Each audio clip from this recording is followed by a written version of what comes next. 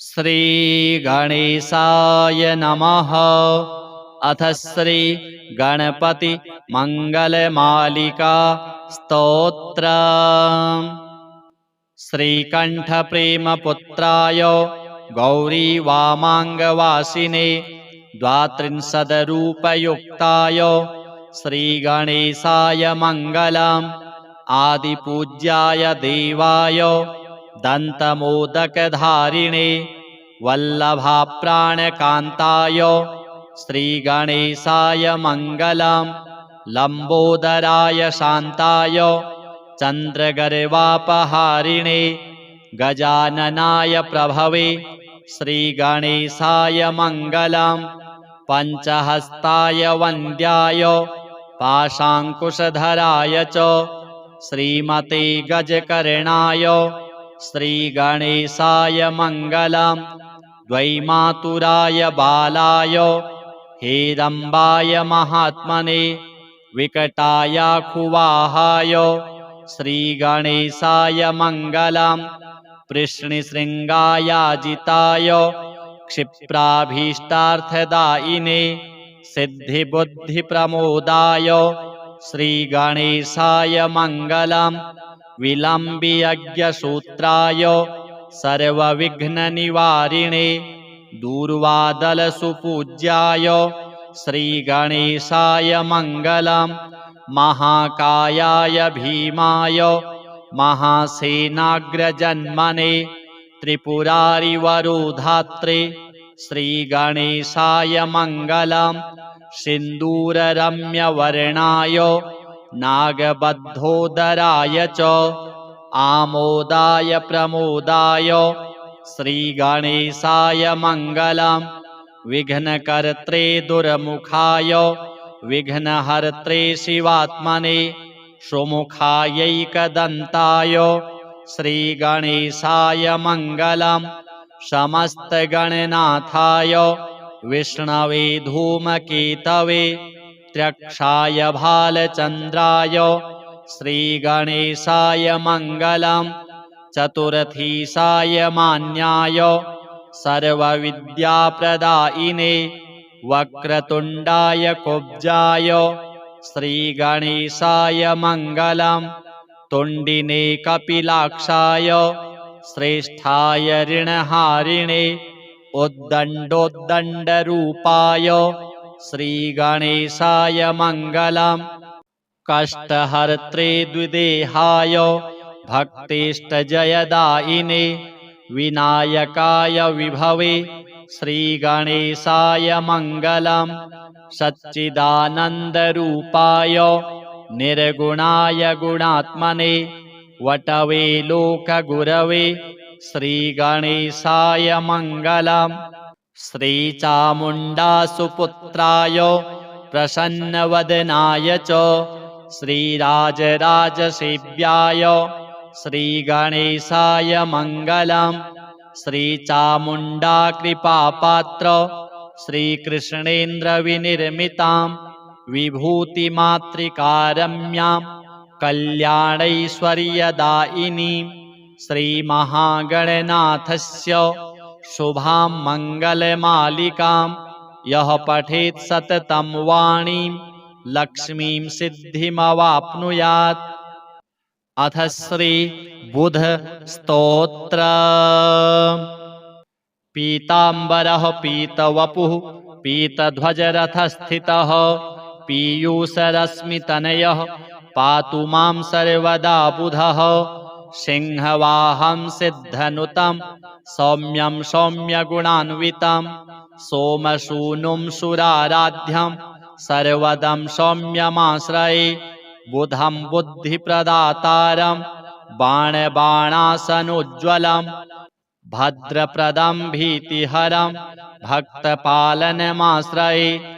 आत्रेयगोत्रसञ्जात माश्रितार्तिनिवारणम् आदितेयकुलाराध्य मासुसिद्धिदमाश्रये। कलानिधितनुजातं करुणारसवारिधिं कल्याणदायिनं नित्यं कन्यारास्यधिपं भजे। मन्दस्मितमुखाम्भोजं मन्मथायुतसुन्दरं मिथुनाधीशमनघं मृगाङ्कतनयं भजे चतुर्भुजं चारुरूपं चराचरजगत्प्रभुं चर्मखड्गधरं वन्दे चन्द्रग्रहतनुभवं पञ्चास्यवाहनगतं पञ्चपातकनाशनं पीतगन्धं पीतमाल्यं बुधं बुधनुतं भजे बुधस्तोत्रमिदं गुह्यं वसिष्ठेनोदितं पुरा यः पठेत् शृणुयाद्वापि सर्वाभीष्टमवाप्नुयात्। श्रीगणपति बुधदेवार्पणमस्तु। अथ श्री गणपति मंगलमालिका स्तोत्रम्। श्रीकण्ठ प्रेमपुत्राय गौरी वामाङ्गवासिने द्वात्रिंशद्रूपयुक्ताय श्रीगणेशाय मङ्गलम्। आदिपूज्याय देवाय दन्तमोदकधारिणे वल्लभाप्राणकान्ताय श्रीगणेशाय मङ्गलम्। लम्बोदराय शान्ताय चन्द्रगर्वापहारिणे गजाननाय प्रभवे श्रीगणेशाय मङ्गलम्। पञ्चहस्ताय वन्द्याय पाशाङ्कुशधराय च श्रीमते गजकर्णाय श्रीगणेशाय मङ्गलम्। द्वैमातुराय बालाय हेरम्बाय महात्मने विकटायाखुवाहाय श्रीगणेशाय मङ्गलम्। पृश्निशृङ्गायाजिताय क्षिप्राभीष्टार्थदायिने सिद्धिबुद्धिप्रमोदाय श्रीगणेशाय मङ्गलम्। विलम्बियज्ञसूत्राय सर्वविघ्ननिवारिणे दूर्वादलसुपूज्याय श्रीगणेशाय मङ्गलम्। महाकायाय भीमाय महासेनाग्रजन्मने त्रिपुरारिवरोधात्रे श्रीगणेशाय मङ्गलम्। सिन्दूररम्यवर्णाय नागबद्धोदराय च आमोदाय प्रमोदाय श्रीगणेशाय मङ्गलम्। विघ्नकर्त्रे दुर्मुखाय विघ्नहर्त्रे शिवात्मने सुमुखायैकदन्ताय श्रीगणेशाय मङ्गलम्। समस्तगणनाथाय विष्णवे धूमकेतवे त्र्यक्षाय भालचन्द्राय श्रीगणेशाय मङ्गलम्। चतुरथीसाय मान्याय सर्वविद्याप्रदायिने वक्रतुण्डाय कुब्जाय श्रीगणेशाय मङ्गलम्। तुण्डिने कपिलाक्षाय श्रेष्ठाय ऋणहारिणे उद्दण्डोद्दण्डरूपाय श्रीगणेशाय मङ्गलम्। कष्टहर्त्रे द्विदेहाय भक्तिष्टजयदायिने विनायकाय विभवे श्रीगणेशाय मङ्गलम्। सच्चिदानन्दरूपाय निर्गुणाय गुणात्मने वटवे लोकगुरवे श्रीगणेशाय मङ्गलम्। श्रीचामुण्डासुपुत्राय प्रसन्नवदनाय च श्रीराजराजसेव्याय श्रीगणेशाय मङ्गलम्। श्रीचामुण्डाकृपापात्र श्रीकृष्णेन्द्रविनिर्मितां विभूतिमातृकारम्यां कल्याणैश्वर्यदायिनीं श्रीमहागणनाथस्य शुभां मङ्गलमालिकां यः पठेत् सततं वाणीं लक्ष्मीं सिद्धिमवाप्नुयात्। अथ श्री बुध स्तोत्र। पीताम्बरः पीतवपुः पीतध्वजरथस्थितः पीयूषरश्मितनयः पातु मां सर्वदा बुधः सिंहवाहं सिद्धनुतं सौम्यं सौम्यगुणान्वितं सोमसूनुं सुराराध्यं सर्वदं सौम्यमाश्रये बुधं बुद्धिप्रदातारं बाणबाणासनुज्ज्वलं भद्रप्रदं भीतिहरं भक्तपालनमाश्रये आत्रेयगोत्रसञ्जातो माश्रितार्तिनिवारणम् आदितेयकुलाराध्य मासुसिद्धिदमाश्रये कलानिधितनुजातं करुणारसवारिधिं कल्याणदायिनं नित्यं कन्यारास्यधिपं भजे मन्दस्मितमुखाम्भोजं मन्मथायुतसुन्दरं मिथुनाधीशमनघं मृगाङ्कतनयं भजे चतुर्भुजं चारुरूपं चराचरजगत्प्रभुं चर्मखड्गधरं वन्दे चन्द्रग्रहतनुभवं पञ्चास्यवाहनगतं पञ्चपातकनाशनं पीतगन्धं पीतमाल्यं बुधं बुधनुतं भजे बुधस्तोत्रमिदं गुह्यं वसिष्ठेनोदितं पुरा यः पठेत् शृणुयाद्वापि सर्वाभीष्टमवाप्नुयात्। श्रीगणपति बुधदेवार्पणमस्तु। अथ श्री गणपति मंगलमालिका स्तोत्रम्। श्रीकण्ठप्रेमपुत्राय गौरीवामाङ्गवासिने द्वात्रिंशद्रूपयुक्ताय श्रीगणेशाय मङ्गलम्। आदिपूज्याय देवाय दन्तमोदकधारिणे वल्लभाप्राणकान्ताय श्रीगणेशाय मङ्गलम्। लम्बोदराय शान्ताय चन्द्रगर्वापहारिणे गजाननाय प्रभवे श्रीगणेशाय मङ्गलम्। पञ्चहस्ताय वन्द्याय पाशाङ्कुशधराय च श्रीमते गजकर्णाय श्रीगणेशाय मङ्गलम्। द्वैमातुराय बालाय हेरम्बाय महात्मने विकटायाखुवाहाय श्रीगणेशाय मङ्गलम्।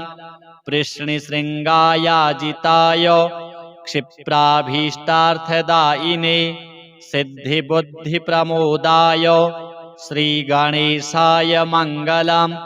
विलम्बियज्ञसूत्राय सर्वविघ्ननिवारिणे दूर्वादलसुपूज्याय श्रीगणेशाय मङ्गलम्।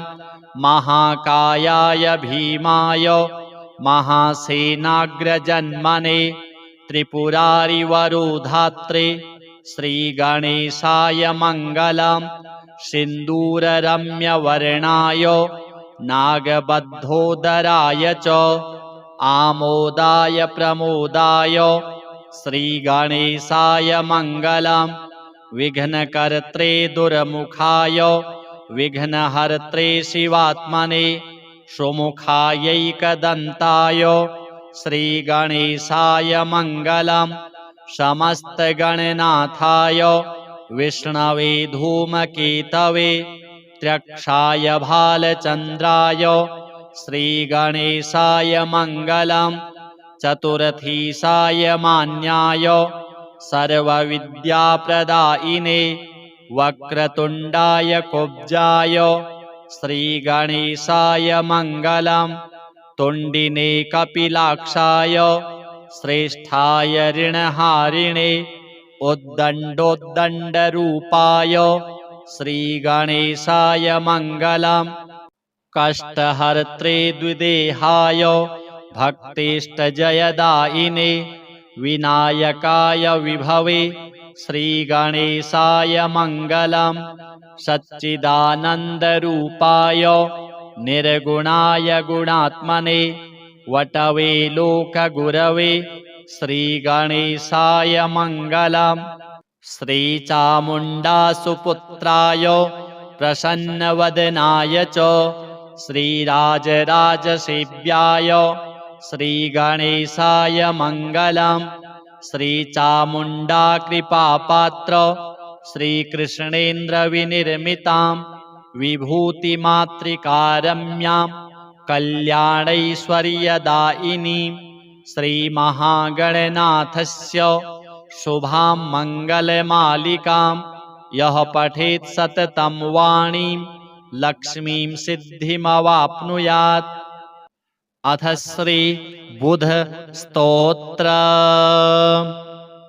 पीताम्बरः पीतवपुः पीतध्वजरथस्थितः पीयूषरश्मितनयः पातु मां सर्वदा बुधः।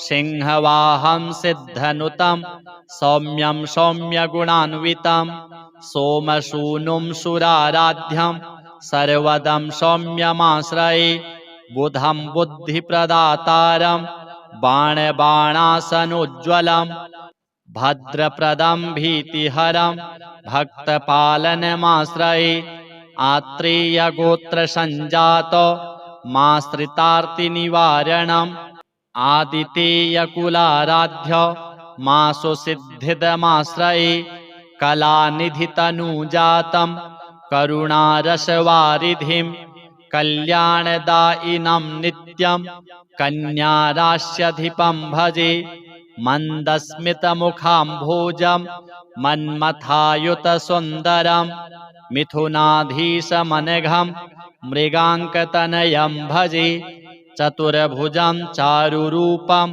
चराचरजगत्प्रभुं चर्मखड्गधरं वन्दे चन्द्रग्रहतनुभवं पञ्चास्यवाहनगतं पञ्चपातकनाशनं पीतगन्धं पीतमाल्यं बुधं बुधनुतं भजे बुधस्तोत्रमिदं गुह्यं वसिष्ठेनोदितं पुरा यः पठेत् शृणुयाद्वापि सर्वाभीष्टमवाप्नुयात्।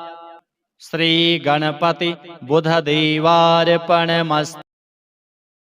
अथ श्री गणपति मंगलमालिका स्तोत्र। श्रीकण्ठप्रेमपुत्राय गौरीवामाङ्गवासिने द्वात्रिंशद्रूपयुक्ताय श्रीगणेशाय मङ्गलम् आदिपूज्याय देवाय दन्तमोदकधारिणे वल्लभाप्राणकान्ताय श्रीगणेशाय मङ्गलम् लम्बोदराय शान्ताय चन्द्रगर्वापहारिणे गजाननाय प्रभवे श्रीगणेशाय मङ्गलम् पञ्चहस्ताय वन्द्याय पाशाङ्कुशधराय च श्रीमते गजकर्णाय श्रीगणेशाय मङ्गलम् द्वैमातुराय बालाय हेरम्बाय महात्मने विकटायाखुवाहाय श्रीगणेशाय मङ्गलम् कृष्णशृङ्गायाजिताय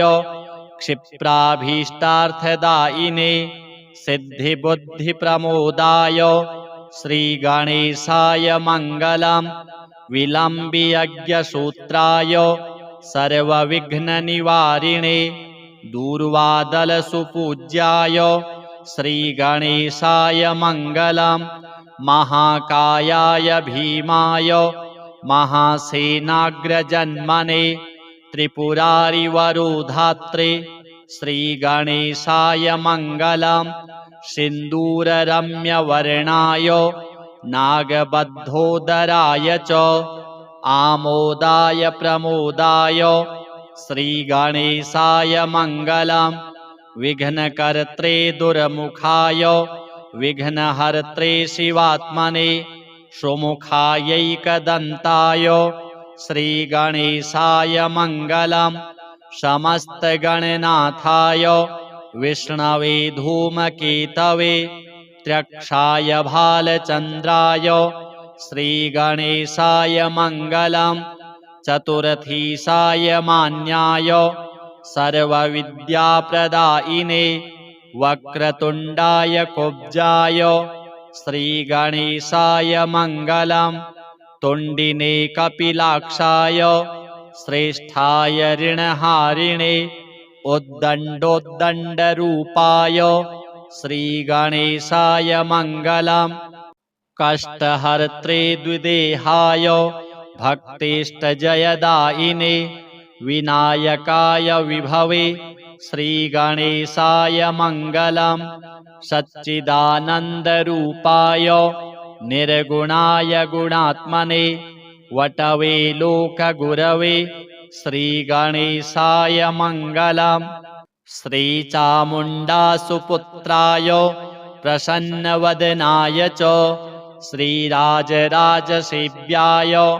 श्रीगणेशाय मङ्गलम् श्रीचामुण्डाकृपापात्र श्रीकृष्णेन्द्रविनिर्मितां विभूतिमातृकारम्यां कल्याणैश्वर्यदायिनीं श्रीमहागणनाथस्य शुभां मङ्गलमालिकां यः पठेत् सततं वाणीं लक्ष्मीं सिद्धिमवाप्नुयात्। अथ श्री बुध स्तोत्र।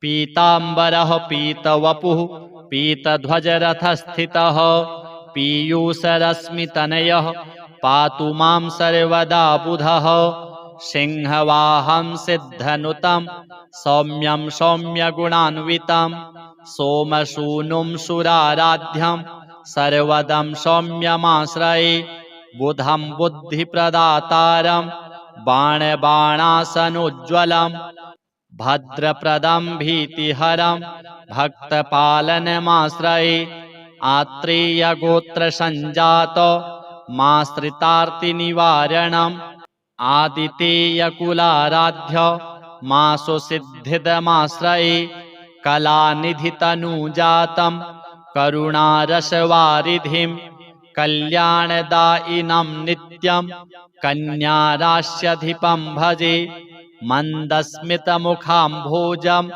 मन्मथायुतसुन्दरं मिथुनाधीशमनघं मृगाङ्कतनयं भजे चतुर्भुजं चारुरूपं चराचरजगत्प्रभुं चर्मखड्गधरं वन्दे चन्द्रग्रहतनुभवं पञ्चास्यवाहनगतं पञ्चपातकनाशनं पीतगन्धं पीतमाल्यं बुधं बुधनुतं भजे बुधस्तोत्रमिदं गुह्यं वसिष्ठेनोदितं पुरा यः पठेत् शृणुयाद्वापि सर्वाभीष्टमवाप्नुयात्।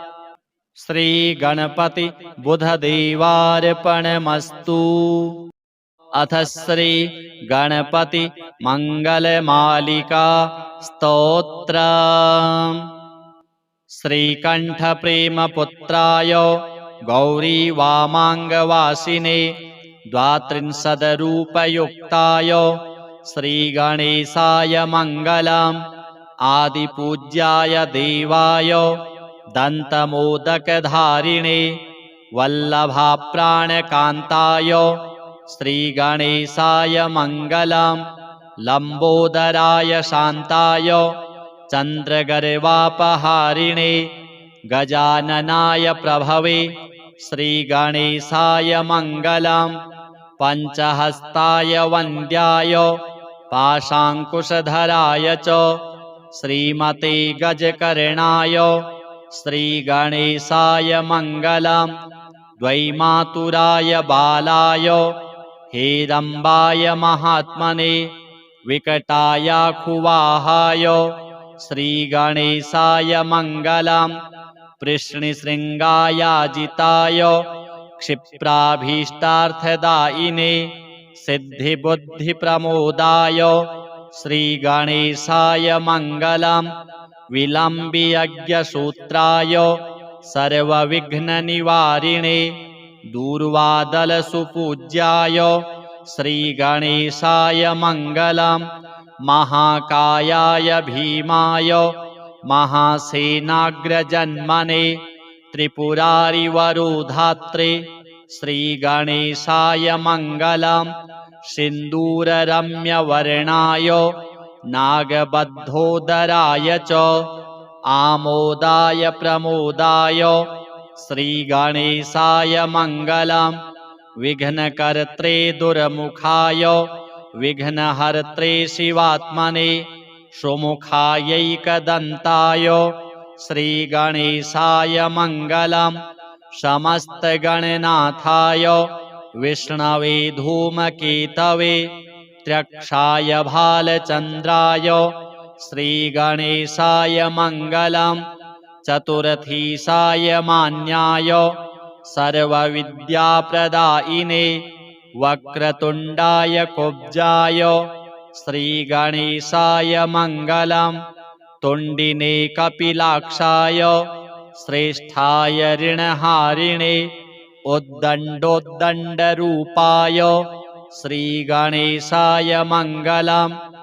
कष्टहर्त्रे द्विदेहाय भक्तिष्टजयदायिने विनायकाय विभवे श्रीगणेशाय मङ्गलम् सच्चिदानन्दरूपाय निर्गुणाय गुणात्मने वटवे लोकगुरवे श्रीगणेशाय मङ्गलम् श्रीचामुण्डासुपुत्राय प्रसन्नवदनाय च श्रीराजराजसेव्याय श्रीगणेशाय मङ्गलम् श्रीचामुण्डाकृपापात्र श्रीकृष्णेन्द्रविनिर्मितां विभूतिमातृकारम्यां कल्याणैश्वर्यदायिनीं श्रीमहागणनाथस्य शुभां मङ्गलमालिकां यः पठेत् सततं वाणीं लक्ष्मीं सिद्धिमवाप्नुयात्। अथ श्री बुध स्तोत्र।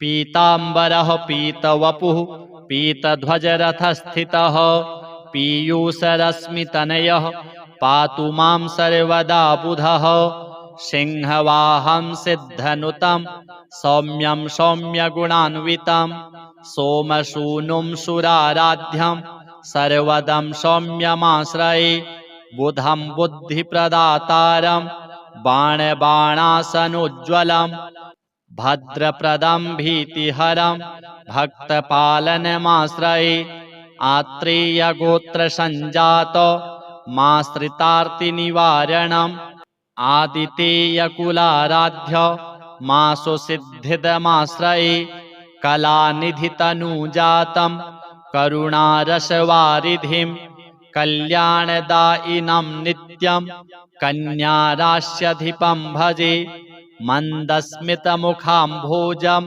मन्मथायुतसुन्दरं मिथुनाधीशमनघं मृगाङ्कतनयं भजे चतुर्भुजं चारुरूपं चराचरजगत्प्रभुं चर्मखड्गधरं वन्दे चन्द्रग्रहतनुभवं पञ्चास्यवाहनगतं पञ्चपातकनाशनं पीतगन्धं पीतमाल्यं बुधं बुधनुतं भजे बुधस्तोत्रमिदं गुह्यं वसिष्ठेनोदितं पुरा यः पठेत् शृणुयाद्वापि सर्वाभीष्टमवाप्नुयात्। श्रीगणपति बुधदेवार्पणमस्तु। अथ श्री गणपति मङ्गलमालिका स्तोत्र। श्रीकण्ठप्रेमपुत्राय गौरीवामाङ्गवासिने द्वात्रिंशद्रूपयुक्ताय श्रीगणेशाय मङ्गलम् आदिपूज्याय देवाय दन्तमोदकधारिणे वल्लभाप्राणकान्ताय श्रीगणेशाय मङ्गलम् लम्बोदराय शान्ताय चन्द्रगर्वापहारिणे गजाननाय प्रभवे श्रीगणेशाय मङ्गलम् पञ्चहस्ताय वन्द्याय पाशाङ्कुशधराय च श्रीमते गजकर्णाय श्रीगणेशाय मङ्गलम् द्वैमातुराय बालाय हेरम्बाय महात्मने विकटायाखुवाहाय श्रीगणेशाय मङ्गलम् वृष्णिशृङ्गायाजिताय क्षिप्राभीष्टार्थदायिने सिद्धिबुद्धिप्रमोदाय श्रीगणेशाय मङ्गलम् विलम्बियज्ञसूत्राय सर्वविघ्ननिवारिणे दूर्वादलसुपूज्याय श्रीगणेशाय मङ्गलम् महाकायाय भीमाय महासेनाग्रजन्मने त्रिपुरारिवरोधात्रे श्रीगणेशाय मङ्गलम् सिन्दूररम्यवर्णाय नागबद्धोदराय च आमोदाय प्रमोदाय श्रीगणेशाय मङ्गलम् विघ्नकर्त्रे दुर्मुखाय विघ्नहर्त्रे शिवात्मने सुमुखायैकदन्ताय श्रीगणेशाय मङ्गलम् समस्तगणनाथाय विष्णवे धूमकेतवे त्र्यक्षाय भालचन्द्राय श्रीगणेशाय मङ्गलम् चतुर्थीशाय मान्याय सर्वविद्याप्रदायिने वक्रतुण्डाय कुब्जाय श्रीगणेशाय मङ्गलम् तुण्डिने कपिलाक्षाय श्रेष्ठाय ऋणहारिणे उद्दण्डोद्दण्डरूपाय श्रीगणेशाय मङ्गलम् कष्टहर्त्रे द्विदेहाय भक्तिष्टजयदायिने विनायकाय विभवे श्रीगणेशाय मङ्गलम् सच्चिदानन्दरूपाय निर्गुणाय गुणात्मने वटवे लोकगुरवे श्रीगणेशाय मङ्गलम् श्रीचामुण्डासुपुत्राय प्रसन्नवदनाय च श्रीराजराजसेव्याय श्रीगणेशाय मङ्गलम् श्रीचामुण्डाकृपापात्र श्रीकृष्णेन्द्रविनिर्मितां विभूतिमातृकारम्यां कल्याणैश्वर्यदायिनीं श्रीमहागणनाथस्य शुभां मङ्गलमालिकां यः पठेत् सततं वाणीं लक्ष्मीं सिद्धिमवाप्नुयात्। अथ श्री बुध स्तोत्र। पीताम्बरः पीतवपुः पीतध्वजरथस्थितः पीयूषरश्मितनयः पातु मां सर्वदा बुधः सिंहवाहं सिद्धनुतं सौम्यं सौम्यगुणान्वितं सोमसूनुं सुराराध्यं सर्वदं सौम्यमाश्रये बुधं बुद्धिप्रदातारं बाणबाणासनोज्ज्वलं भद्रप्रदं भीतिहरं भक्तपालनमाश्रये आत्रेयगोत्रसञ्जात माश्रितार्तिनिवारणम् आदितेयकुलाराध्य मासुसिद्धिदमाश्रये कलानिधितनुजातं करुणारसवारिधिं कल्याणदायिनं नित्यं कन्यारास्यधिपं भजे मन्दस्मितमुखाम्भोजं मन्मथायुतसुन्दरं मिथुनाधीशमनघं मृगाङ्कतनयं भजे चतुर्भुजं चारुरूपं चराचरजगत्प्रभुं चर्मखड्गधरं वन्दे चन्द्रग्रहतनुभवं पञ्चास्यवाहनगतं पञ्चपातकनाशनं पीतगन्धं पीतमाल्यं बुधं बुधनुतं भजे बुधस्तोत्रमिदं गुह्यं वसिष्ठेनोदितं पुरा यः पठेत् शृणुयाद्वापि सर्वाभीष्टमवाप्नुयात्। श्रीगणपति बुधदेवार्पणमस्तु। अथ श्री गणपति मंगलमालिका स्तोत्र। श्रीकण्ठप्रेमपुत्राय गौरीवामाङ्गवासिने द्वात्रिंशद्रूपयुक्ताय श्रीगणेशाय मङ्गलम् आदिपूज्याय देवाय दन्तमोदकधारिणे वल्लभाप्राणकान्ताय श्रीगणेशाय मङ्गलम् लम्बोदराय शान्ताय चन्द्रगर्वापहारिणे गजाननाय प्रभवे श्रीगणेशाय मङ्गलम् पञ्चहस्ताय वन्द्याय पाशाङ्कुशधराय च श्रीमते गजकर्णाय श्रीगणेशाय मङ्गलम् द्वैमातुराय बालाय हेरम्बाय महात्मने विकटायाखुवाहाय श्रीगणेशाय मङ्गलम् पृश्निशृङ्गायाजिताय क्षिप्राभीष्टार्थदायिने सिद्धिबुद्धिप्रमोदाय श्रीगणेशाय मङ्गलम् विलम्बियज्ञसूत्राय सर्वविघ्ननिवारिणे दूर्वादलसुपूज्याय श्रीगणेशाय मङ्गलम् महाकायाय भीमाय महासेनाग्रजन्मने त्रिपुरारिवरोधात्रे श्रीगणेशाय मङ्गलम् सिन्दूररम्यवर्णाय नागबद्धोदराय च आमोदाय प्रमोदाय श्रीगणेशाय मङ्गलम् विघ्नकर्त्रे दुर्मुखाय विघ्नहर्त्रे शिवात्मने सुमुखायैकदन्ताय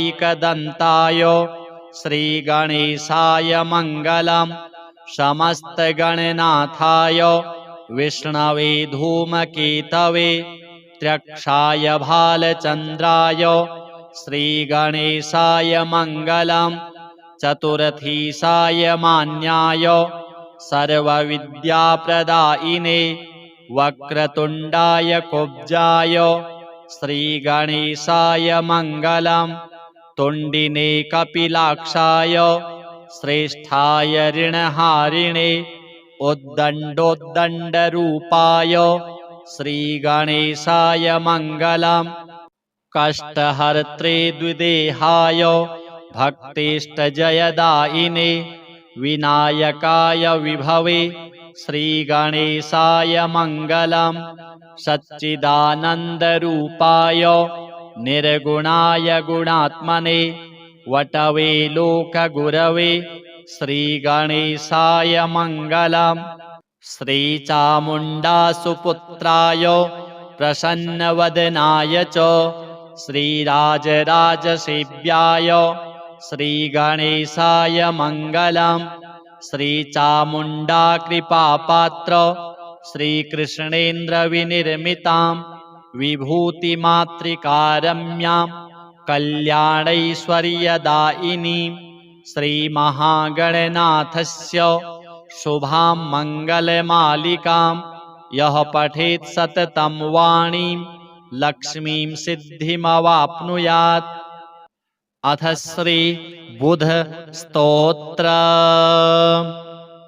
पीताम्बरः पीतवपुः पीतध्वजरथस्थितः पीयूषरश्मितनयः पातु मां सर्वदा बुधः सिंहवाहं सिद्धनुतं सौम्यं सौम्यगुणान्वितं सोमसूनुं सुराराध्यं सर्वदं सौम्यमाश्रये बुधं बुद्धिप्रदातारं बाणबाणासनोज्ज्वलं भद्रप्रदं भीतिहरं भक्तपालनमाश्रये आत्रेयगोत्रसञ्जात माश्रितार्तिनिवारणम् आदितेयकुलाराध्य मासुसिद्धिदमाश्रये कलानिधितनुजातं करुणारसवारिधिं कल्याणदायिनं नित्यं कन्यारास्यधिपं भजे मन्दस्मितमुखाम्भोजं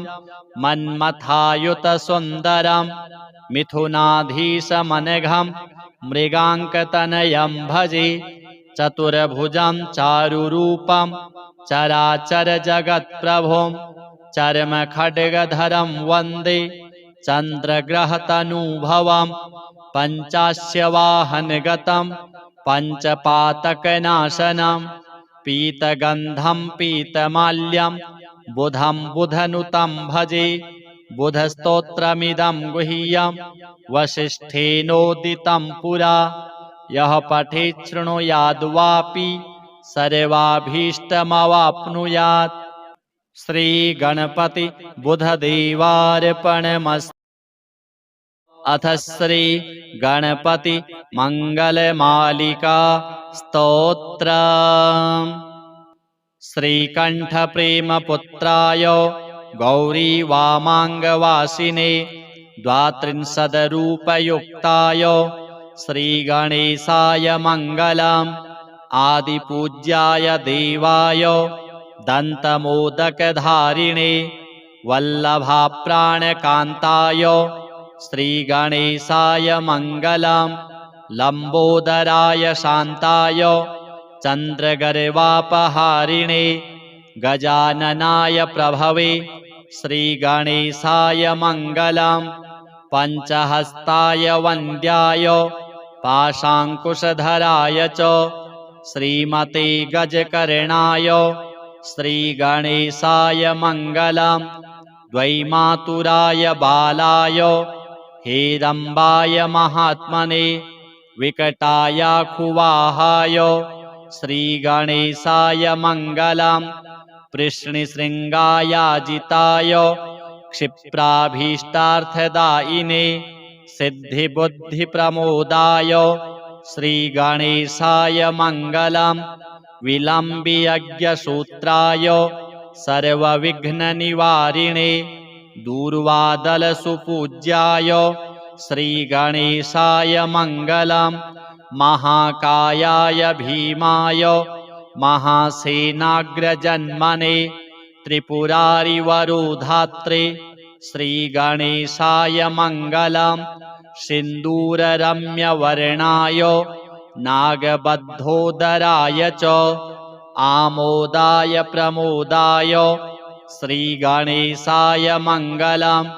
विघ्नकर्त्रे दुर्मुखाय विघ्नहर्त्रे शिवात्मने सुमुखायैकदन्ताय श्रीगणेशाय मङ्गलम्।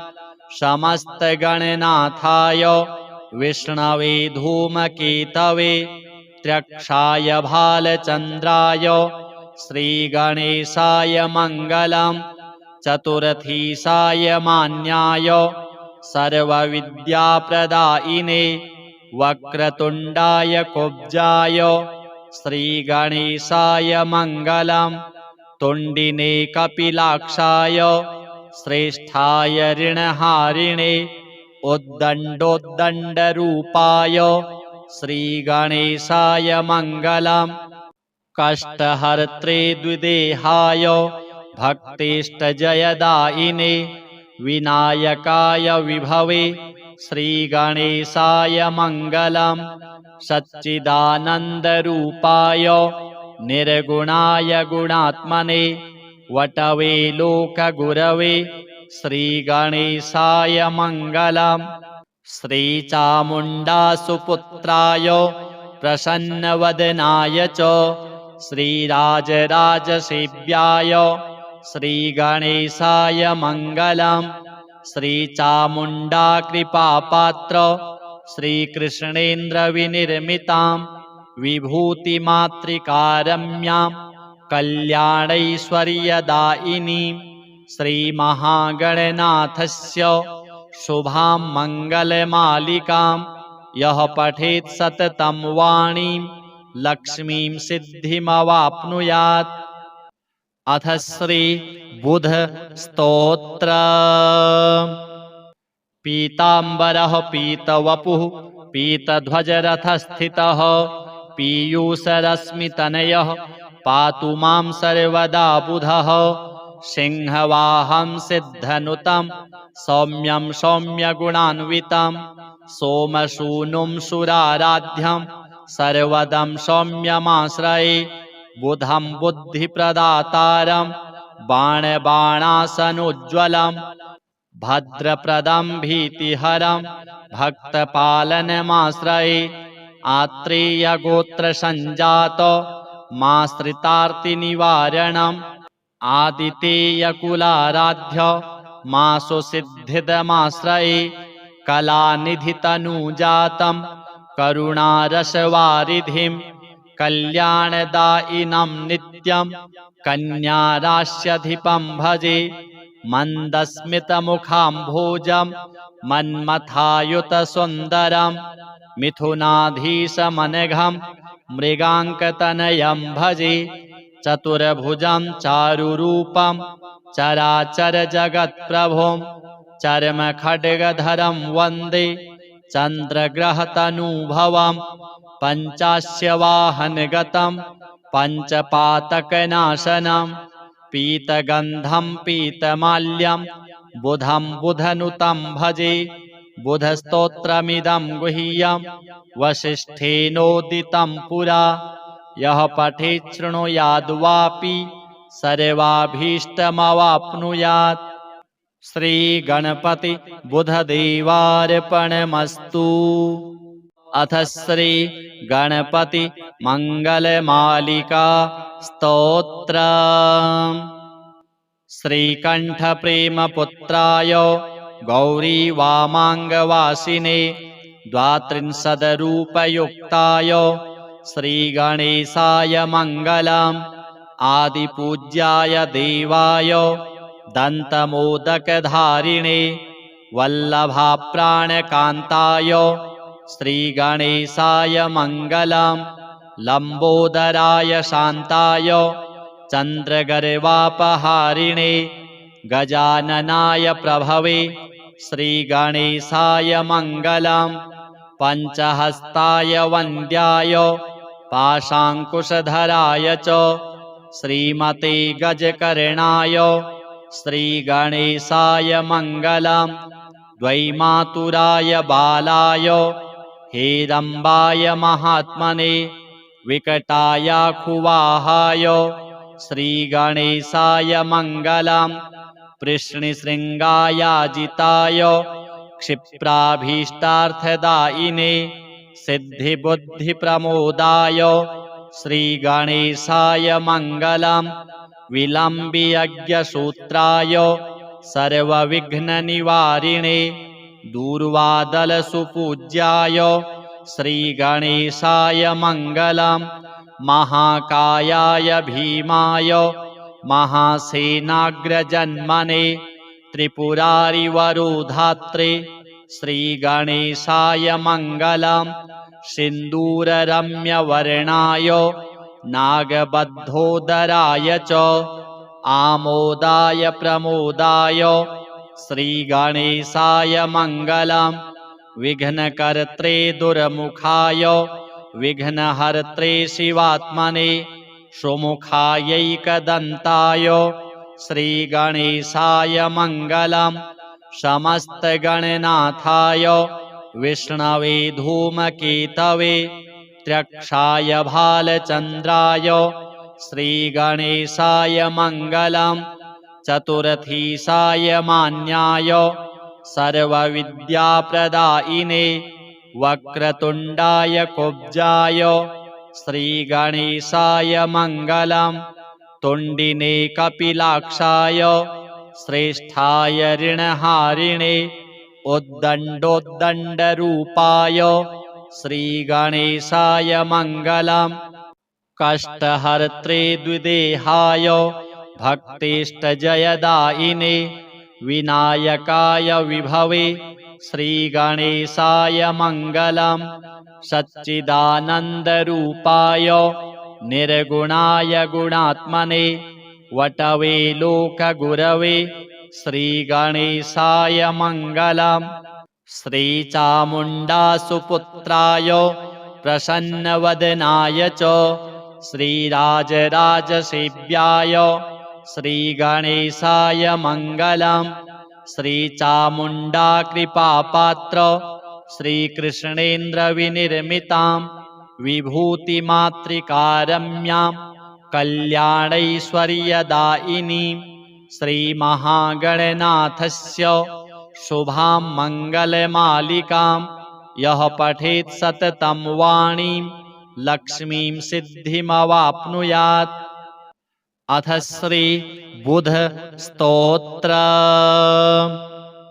पीताम्बरः पीतवपुः पीतध्वजरथस्थितः पीयूषरश्मितनयः पातु मां सर्वदा बुधः। सिंहवाहं सिद्धनुतं सौम्यं सौम्यगुणान्वितं सोमसूनुं सुराराध्यं सर्वदं सौम्यमाश्रये। बुधं बुद्धिप्रदातारं बाणबाणासनोज्ज्वलं भद्रप्रदं भीतिहरं भक्तपालनमाश्रये। आत्रेयगोत्रसञ्जातो माश्रितार्तिनिवारणम् आदितेयकुलाराध्य मासुसिद्धिदमाश्रये। कलानिधितनुजातं करुणारसवारिधिं कल्याणदायिनं नित्यं कन्यारास्यधिपं भजे। मन्दस्मितमुखाम्भोजं मन्मथायुतसुन्दरं मिथुनाधीशमनघं मृगाङ्कतनयं भजे। चतुर्भुजं चारुरूपं चराचरजगत्प्रभुं चर्मखड्गधरं वन्दे चन्द्रग्रहतनुभवं। पञ्चास्यवाहनगतं पञ्चपातकनाशनं पीतगन्धं पीतमाल्यं बुधं बुधनुतं भजे। बुधस्तोत्रमिदं गुह्यं वसिष्ठेनोदितं पुरा। यः पठेत् शृणुयाद्वापि सर्वाभीष्टमवाप्नुयात्। श्रीगणपति बुधदेवार्पणमस्तु। अथ श्री गणपति मंगलमालिका स्तोत्र। श्रीकण्ठप्रेमपुत्राय गौरीवामाङ्गवासिने द्वात्रिंशद्रूपयुक्ताय श्रीगणेशाय मङ्गलम्। आदिपूज्याय देवाय दन्तमोदकधारिणे वल्लभाप्राणकान्ताय श्रीगणेशाय मङ्गलम्। लम्बोदराय शान्ताय चन्द्रगर्वापहारिणे गजाननाय प्रभवे श्रीगणेशाय मङ्गलम्। पञ्चहस्ताय वन्द्याय पाशाङ्कुशधराय च श्रीमते गजकर्णाय श्रीगणेशाय मङ्गलम्। द्वैमातुराय बालाय हेरम्बाय महात्मने विकटायाखुवाहाय श्रीगणेशाय मङ्गलम्। पृश्निशृङ्गायाजिताय क्षिप्राभीष्टार्थदायिने सिद्धिबुद्धिप्रमोदाय श्रीगणेशाय मङ्गलम्। विलम्बियज्ञसूत्राय सर्वविघ्ननिवारिणे दूर्वादलसुपूज्याय श्रीगणेशाय मङ्गलम्।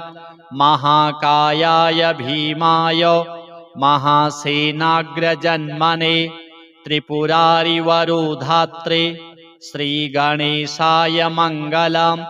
सिन्दूररम्यवर्णाय नागबद्धोदराय च आमोदाय प्रमोदाय श्रीगणेशाय मङ्गलम्। विघ्नकर्त्रे दुर्मुखाय विघ्नहर्त्रे शिवात्मने सुमुखायैकदन्ताय श्रीगणेशाय मङ्गलम्। समस्तगणनाथाय विष्णवे धूमकेतवे त्र्यक्षाय भालचन्द्राय श्रीगणेशाय मङ्गलम्।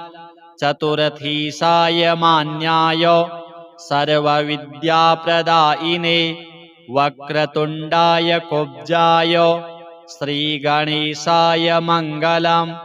तुण्डिने कपिलाक्षाय श्रेष्ठाय ऋणहारिणे उद्दण्डोद्दण्डरूपाय श्रीगणेशाय मङ्गलम्। कष्टहर्त्रे द्विदेहाय भक्तेष्टजयदायिने विनायकाय विभवे श्रीगणेशाय मङ्गलम्। सच्चिदानन्दरूपाय निर्गुणाय गुणात्मने वटवे लोकगुरवे श्रीगणेशाय मङ्गलम्। श्रीचामुण्डासुपुत्राय प्रसन्नवदनाय च श्रीराजराजसेव्याय श्रीगणेशाय मङ्गलम्। श्रीचामुण्डाकृपापात्र श्रीकृष्णेन्द्रविनिर्मितां विभूतिमातृकारम्यां कल्याणैश्वर्यदायिनीं श्रीमहागणनाथस्य शुभां मङ्गलमालिकां यः पठेत् सततं वाणीं लक्ष्मीं सिद्धिमवाप्नुयात्। अथ श्री बुध स्तोत्र। पीताम्बरः पीतवपुः पीतध्वजरथस्थितः पीयूषरश्मितनयः पातु मां सर्वदा बुधः। सिंहवाहं सिद्धनुतं सौम्यं सौम्यगुणान्वितं सोमसूनुं सुराराध्यं सर्वदं सौम्यमाश्रये बुधं बुद्धिप्रदातारं बाणबाणासनोज्ज्वलं भद्रप्रदं भीतिहरं भक्तपालनमाश्रये आत्रेयगोत्रसञ्जात माश्रितार्तिनिवारणम् आदितेयकुलाराध्य मासुसिद्धिदमाश्रये कलानिधितनुजातं करुणारसवारिधिं कल्याणदायिनं नित्यं कन्यारास्यधिपं भजे मन्दस्मितमुखाम्भोजं मन्मथायुतसुन्दरं मिथुनाधीशमनघं मृगाङ्कतनयं भजे चतुर्भुजं चारुरूपं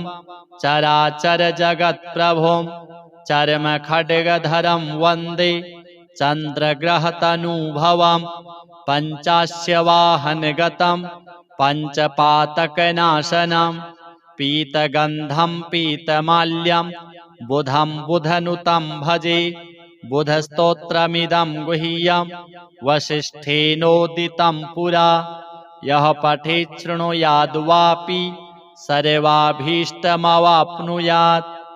श्रीगणपति बुधदेवार्पणमस्तु। अथ श्री गणपति मंगलमालिका स्तोत्र। श्रीकण्ठप्रेमपुत्राय गौरीवामाङ्गवासिने द्वात्रिंशद्रूपयुक्ताय श्रीगणेशाय मङ्गलम्। आदिपूज्याय देवाय दन्तमोदकधारिणे वल्लभाप्राणकान्ताय श्रीगणेशाय मङ्गलम्। लम्बोदराय शान्ताय चन्द्रगर्वापहारिणे गजाननाय प्रभवे श्रीगणेशाय मङ्गलम्। पञ्चहस्ताय वन्द्याय पाशाङ्कुशधराय च श्रीमते गजकर्णाय श्रीगणेशाय मङ्गलम्। द्वैमातुराय बालाय हेरम्बाय महात्मने विकटायाखुवाहाय श्रीगणेशाय मङ्गलम्। कृष्णशृङ्गायाजिताय क्षिप्राभीष्टार्थदायिने सिद्धिबुद्धिप्रमोदाय श्रीगणेशाय मङ्गलम्। विलम्बियज्ञसूत्राय सर्वविघ्ननिवारिणे दूर्वादलसुपूज्याय श्रीगणेशाय मङ्गलम्। महाकायाय भीमाय महासेनाग्रजन्मने